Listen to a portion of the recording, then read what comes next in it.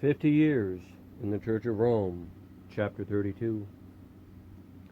The merchant fleet of the fall of 1836 had filled the Marine Hospital of Quebec with victims of ship typhoid fever of the worst kind, which turned into an epidemic.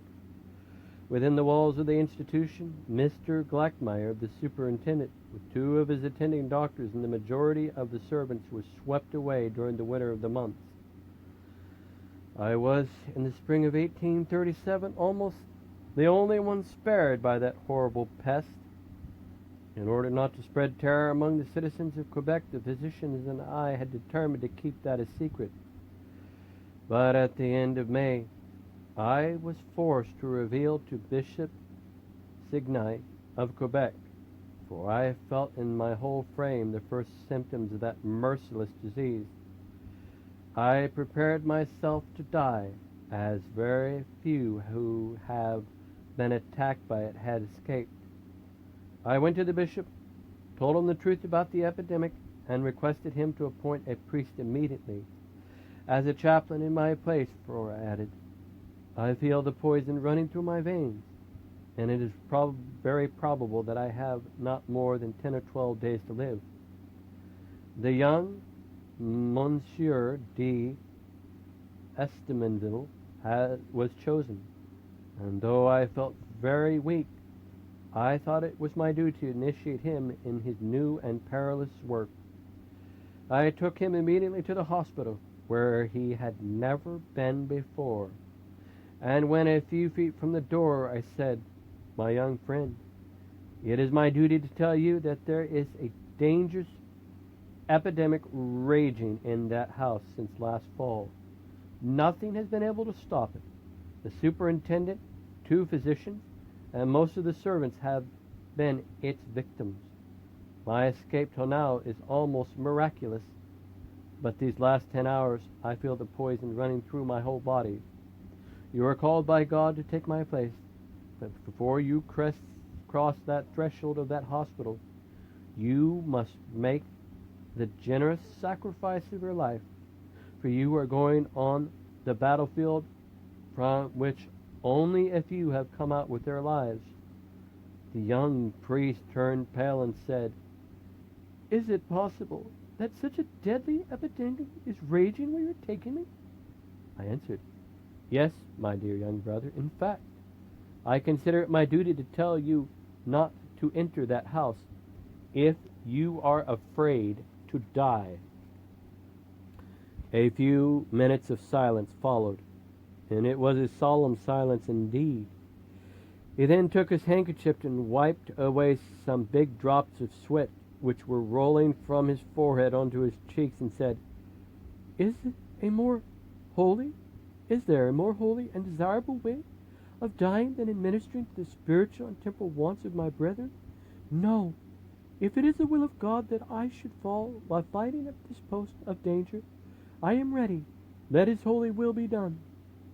He followed me into the pestilential house with the heroic step of a soldier who runs at the command of his general to storm an impregnable citadel when he is sure to fall. It took me more than an hour to show him all the rooms, introduce him to the poor, sick, and dying mariners.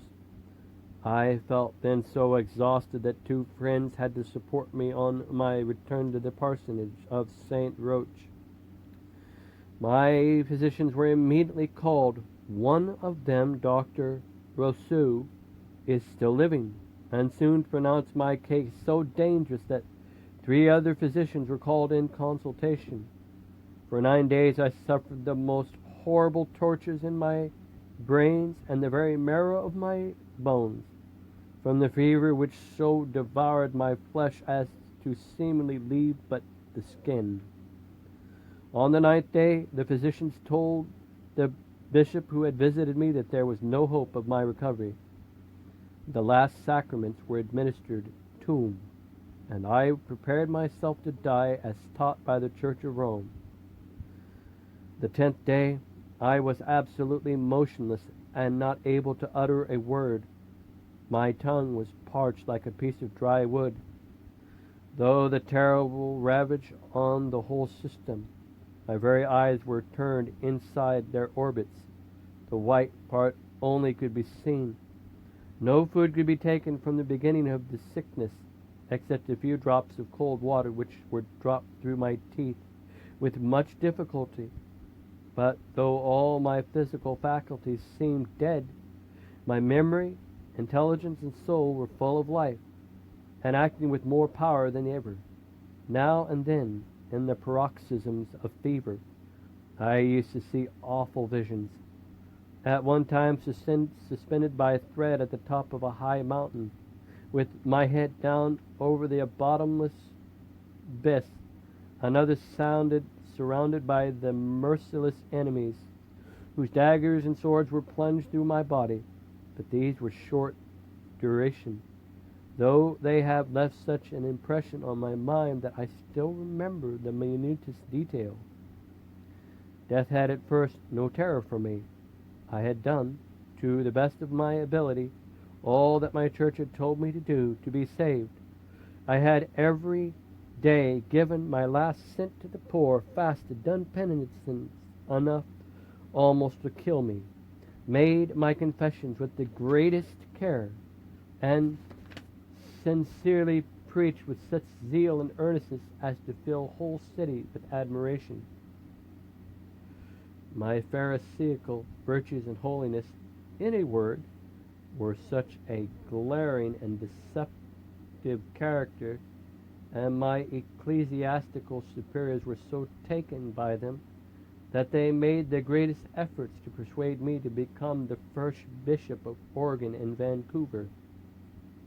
One after another, all the saints of heaven beginning with the Holy Virgin Mary, were invoked by me that they might pray God to look down upon me in mercy and save my soul. On the 13th night, as the doctors were retiring, they whispered to the Reverend Belligeron and Corinth, who were at my bedside, "He is dead. If not, he only has a few minutes to live. He is already cold and breathless. We cannot feel his pulse."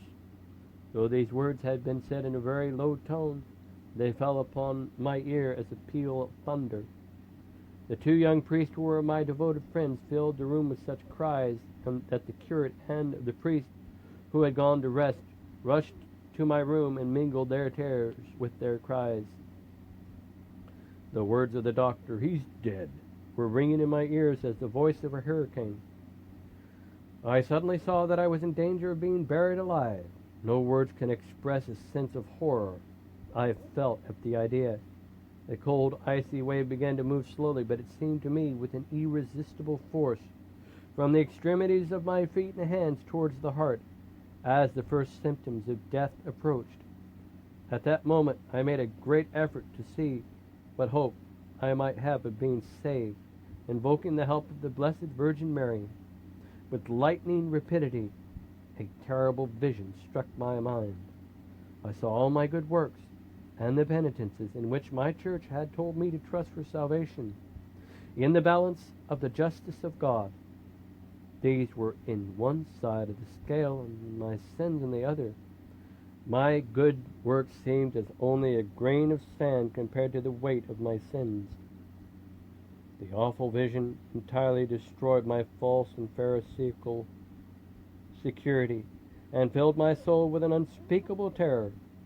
I could not cry to Jesus Christ, nor to God, his Father, for mercy, for I sincerely believed what my church had taught me on that subject, that they were both angry with me on account of my sins, with much anxiety I turned my thoughts, my soul, and my hopes towards St. Anne and St. Philomene. The first was the object of my confidence, since the first time I had seen the numberless crucifixes and other fecvotis which covered the church of Le Bon Saint Anne de Noord, and the second was the Saint of la Mode. It was said that her body had lately been miraculously discovered, and the world was filled with the noises of miracles wrought through her intercession. Her medals were on every breast, her pictures in every house, and her name on every lips. With entire confidence in the will and power of these two saints to obtain any favor from me, I invoke them to pray to God to grant me a few more years of life, and with the utmost honesty of purpose, I promise to add to my penitences and to live a more holy life, by consecrating myself with more zeal than ever to the service of the poor and the sick. I added to my former prayer the solemn promise to have a painting of the two saints put in St. Anne's Church to proclaim to the end of the world their great power in heaven. If they would obtain my cure and restore my health. Strange to say, the last words of my prayer were scarcely uttered when I saw above my head St. Anne and St. Philome sitting in the midst of a great light on a beautiful golden cloud. St. Anne was very old and grave, but St. Philome was very young and beautiful. Both were looking at me with great kindness. However, the kindness of St. Anne was mixed with such an air of awe and gravity that I did not like her looks, while St. Philome had such an expression of superhuman love and kindness that I felt myself drawn to her by a magnetic power. When she said distinctly, "You will be cured," and the vision disappeared. But I was cured, perfectly cured. At the disappearance of the two saints, I felt as though an electric shock went through my whole frame. The pains were gone, my tongue was untied, the nerves were restored to their natural and usual powers. My eyes were open, the cold and icy waves, which were fast going from my extremities to the regions of my heart, seemed to be changed into a most pleasant, warm bath, restoring life and strength to every part of my body. I raised my head, stretched out my hands, which I had not moved for 3 days, and looked around. I saw our 4 priests and said to them, "I am cured. Please give me something to eat. I am hungry." Astonished beyond measure, the 2 of them threw their arms around my shoulder to help me to sit for a moment and change my pillow, when the 2 others ran to the table, which the kind nuns of Quebec had covered with delicacies in case I might want them. Their joys were mixed with fear, for they had all confessed to me afterwards that they had at once thought that all this was nothing but the last brilliant flash of light, when the flickering lamp gives before dying away. But they soon changed their minds when they saw that I was eating ravenously, and that I was speaking to them and thanking God with a cheerful though feeble voice. "What does this mean?" they all said. "The doctor told us last evening that you were dead. We have passed the night not only weeping over your death, but praying for your soul to rescue it from the flames of purgatory. And now you look so hungry, so cheerful and well." I answered, "It means that I was not dead, but very near dying. And when I thought I was to die, I prayed to St. Anne and St. Philome to come to my help and cure me. And they have come. I have seen them both there above my head. Ah, if I were a painter, what a beautiful picture I could make of that dear old St. Anne, and still dearer Philome, for it is St. Philome who had spoken to me as the messenger of the mercies of God. I have promised to have their portraits painted and put them in the church of the good St. Anne du Nord." While I was speaking thus, the priests, filled with admiration and awe, were mute. They could not speak except with tears of gratitude. They honestly believed with me that my cure was miraculous, and consented with pleasure to sing the beautiful hymn of gratitude, the Te Deum. The next morning the news of my miraculous cure spread through the whole city with the rapidity of lightning, for besides a good number of the first citizens of Quebec who were related to me by blood, I had not less than 1,800 penitents who loved and respected me as their spiritual father. To give an idea of the kind of interest of the numberless friends whom God had given me in Quebec, I will relate a single fact. Citizens who were near our parsonages had been told by a physician that the inflammation of my brain was so terrible that the least noise, even the passing of a carriage or walking horses on the street, was causing me real torture.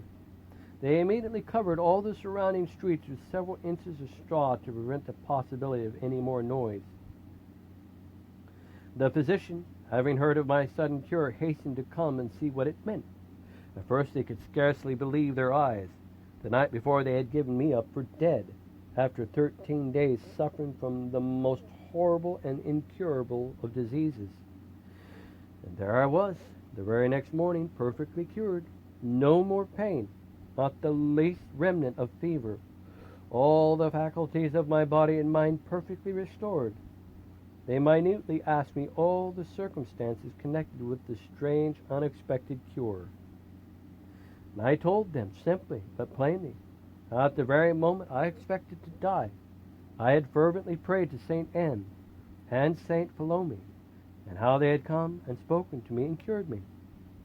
2 of my physicians were Roman Catholics, and 3 Protestants. They at first looked at each other without saying a word. It was evident that they were not all partakers of my strong faith in the power of these 2 saints, while the Roman Catholic doctors, Messrs. Perrint and Rousseau, seemed to believe in my miraculous healing. The Protestants eagerly protested against the view in the name of science and common sense. Dr. Douglas put me the following questions and received the following answers. He said, "Dear Father Cinque, you know you have not more devoted friend in Quebec than I, and you know me too well to suspect that I want to hurt your religious feelings when I tell you there is not the least appearance of a miracle in your so happy and sudden cure. If you will be kind enough to answer my questions, you will see that you are mistaken in attributing a miracle to a thing which is most common and natural. Though you are perfectly cured, you are very weak. Please answer only yes or no to my questions in order to exhaust yourself. We can't have that. Will you be so kind as to tell us if this is the first vision you had during the period of your terrible fever?" Answer. I have had many other visions, but I took them as being effects of the fever. Doctor. Please make your answer shorter, or else I will not ask you another question, for it would hurt you. Tell us simply if you have not seen in those visions at times very frightful and terrible, and at other times very beautiful things. Answer. Yes, sir. Doctor. Have not those visions stamped themselves into your mind with such a power and vividness that you never forget them, and that you deem them more realities than visions of a sickly brain? Yes, sir. Doctor. Did you not feel sometimes worse and sometimes better after those visions according to their nature? Answer. Yes, sir. Doctor. When at ease in your mind during that disease, were you not used to pray to saints, particularly to St. Anne and St. Philomene? Answer. Yes, sir. Doctor. When you considered that death was very near, and it was, indeed, you heard my imprudent sentence that you had only a few minutes to live, were you not suddenly taken by a fear of death as you've never felt before? Answer. Yes, sir. Doctor. Did you not then make a great effort to repel death from you? Answer. Yes, sir. Doctor. Do you know that you are a man of exceedingly strong will, and that very few men can resist you when you want to do something? Do you not know that your will is such an exceptional power that mountains of difficulties have disappeared before you here in Quebec? Have you not seen even me, and with many others, yielding to your will, almost in spite of ourselves, to do what you wanted? With a smile I answered, Yes, sir. Doctor. Do you not remember seeing many times people suffering dreadfully from a toothache coming to us to have their teeth extracted, who were suddenly cured at the sight of knives and other surgical instruments we put on the table to use? I answered with a laugh, Yes, sir. I have seen that very often, and it has occurred to me once, Doctor.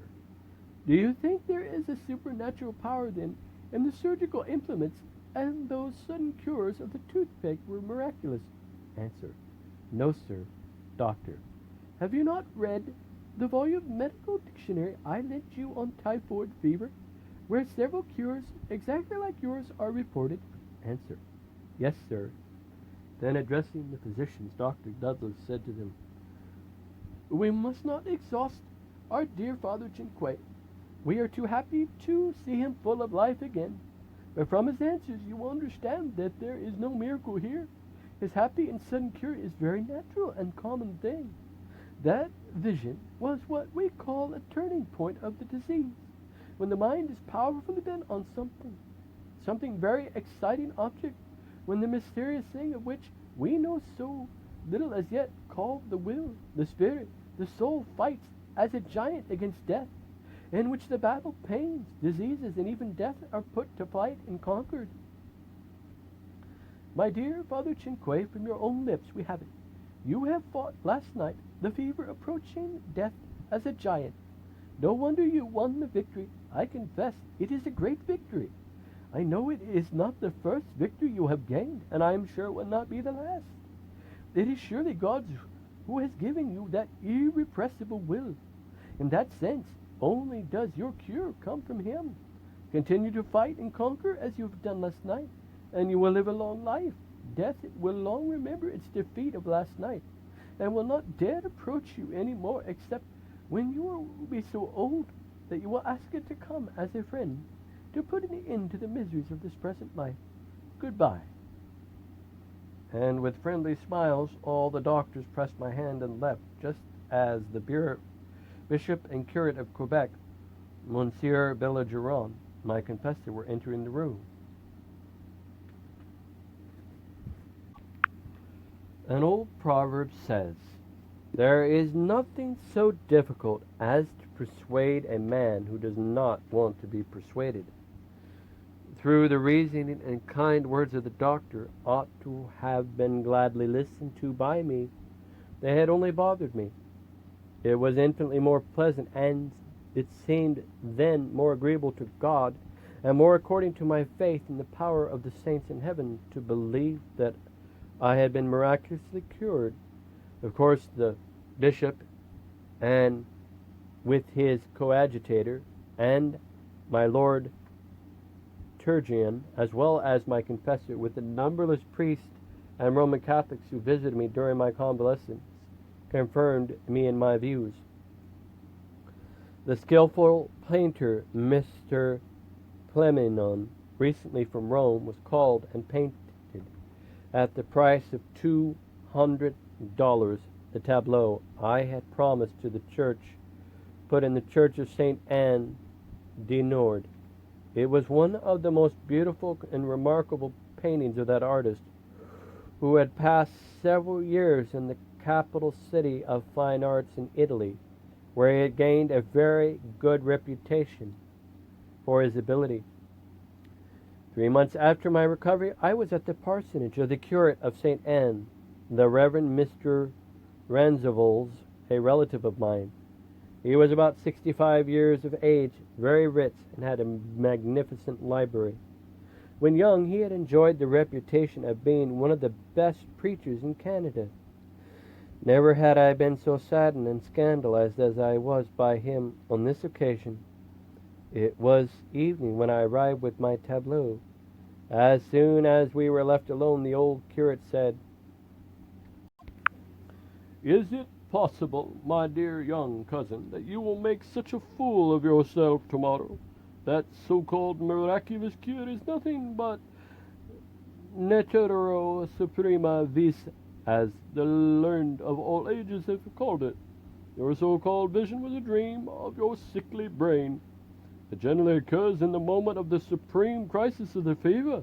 It is what is called the turning point of the disease, when a desperate effort of nature kills or cures the patient.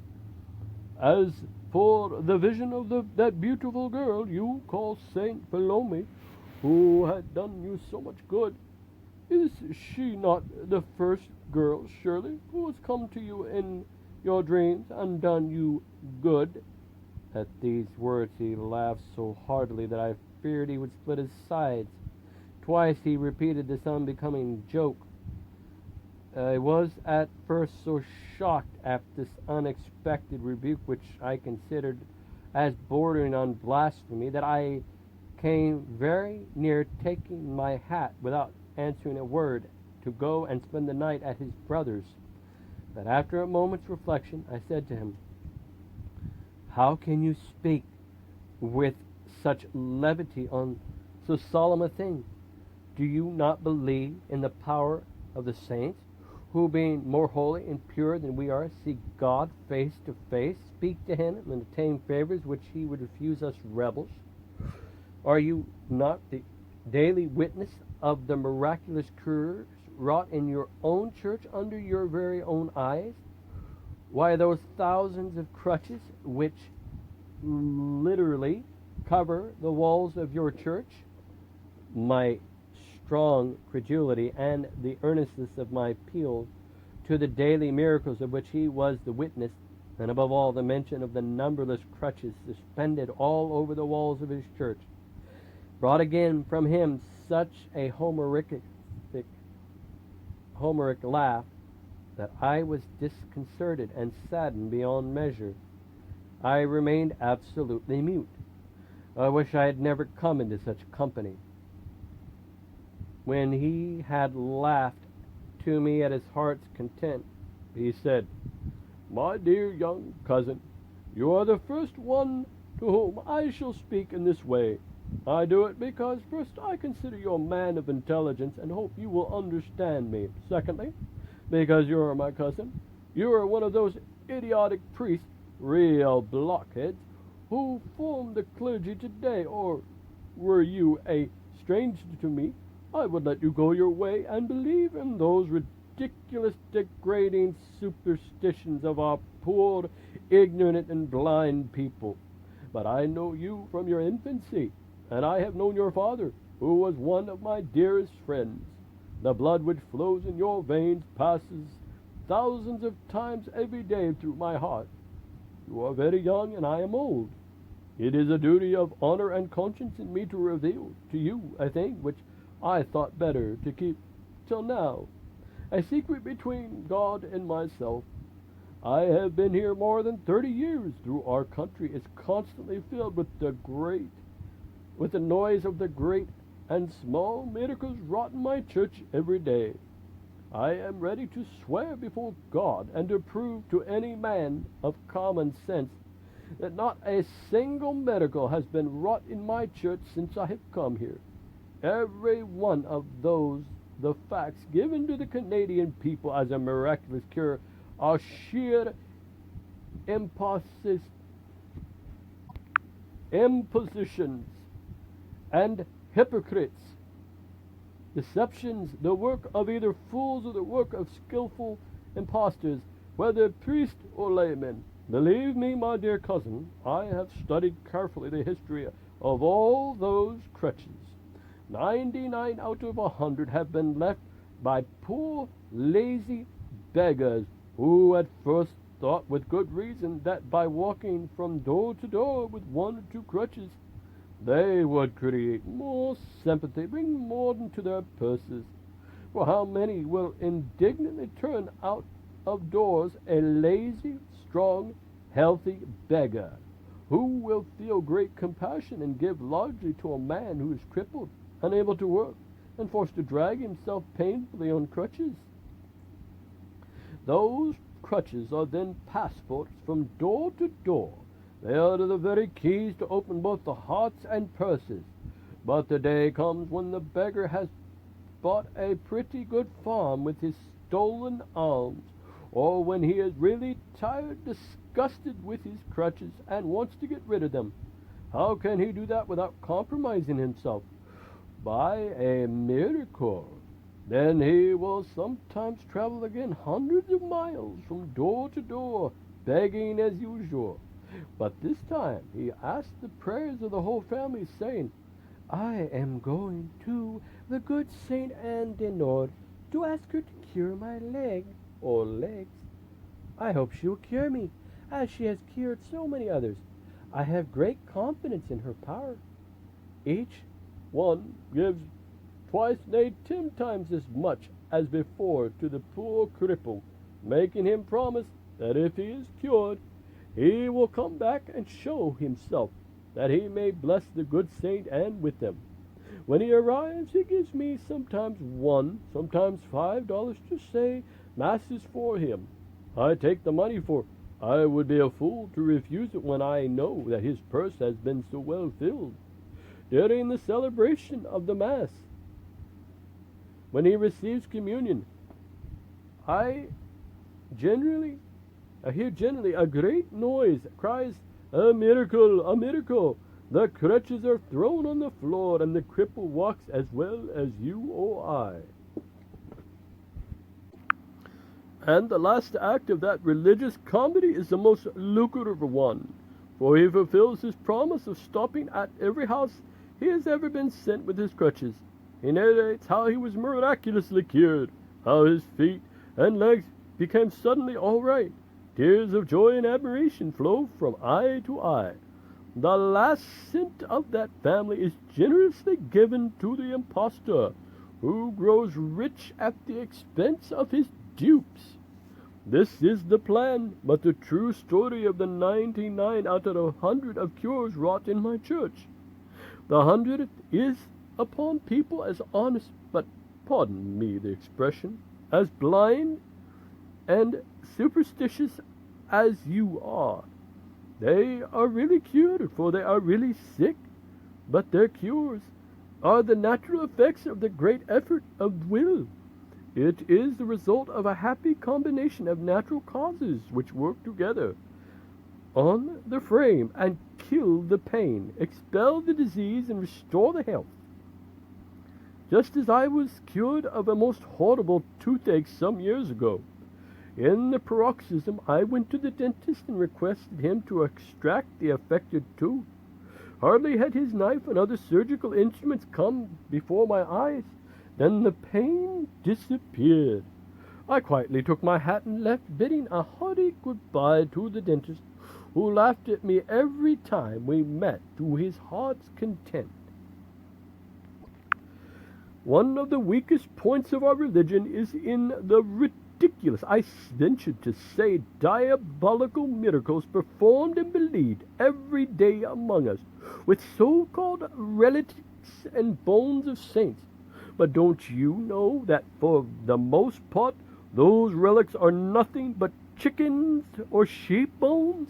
And what could I say were I to tell you what I know of the daily miraculous impostures of the scapulars, holy wallers, chaplets, and medals of every kind? Were I a pope, I would throw all these mummeries which come from paganism to the bottom of the sea, and would present to the eyes of sinners nothing but Christ and Him crucified as the object of their faith, invocation, and hope for this life and the next, just as the Apostle Paul, Peter, and James do in their epistles.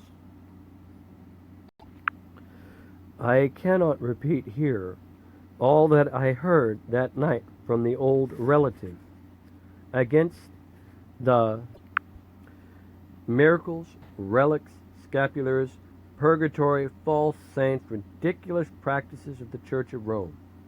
It would take too long, for he spoke 3 hours as a real Protestant.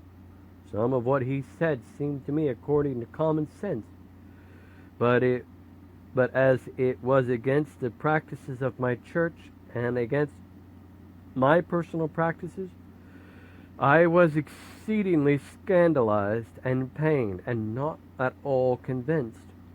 I pitied him for having lost his former faith and piety. I told him at the end without ceremony, "I heard long ago that the bishop did not like you, but I knew not why.